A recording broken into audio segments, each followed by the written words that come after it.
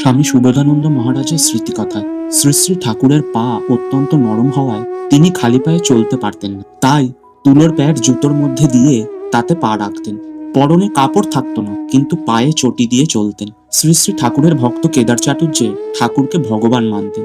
তার মুখে ঠাকুরের কথা শুনে কেদারবাবুর অফিসের বড় সাহেব শ্রী শ্রী ঠাকুরকে দর্শন করতে চাইলেন। সাহেব মনে মনে ভাবলেন, ভগবান তো এর কি হবেন?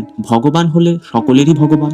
কেদারবাবু সাহেবকে নিয়ে দক্ষিণেশ্বর এলেন। সাহেবকে ঘরের বাইরে অপেক্ষা করতে বলা হয়। সাহেব বকুলতলায় অপেক্ষা করার সময় ঠাকুরকে ন্যাংটো অবস্থায় জুতো পায়ে ঝাউতলা থেকে নিজের ঘরের দিকে ফিরতে দেখলেন। ঠাকুরকে দেখেই সাহেব দৌড়ে গিয়ে পায়ে ধরে বললেন, here is my Jesus, here is my Jesus.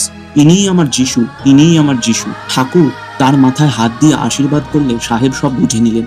এরপর সাহেবের বৈরাগ্যের উদয় হলো। তিনি কাজ ছেড়ে মথুরার কাছে এক জায়গায় ভিক্ষান্নে সাধুভাবে দিন কাটিয়ে দেহত্যাগ করলেন।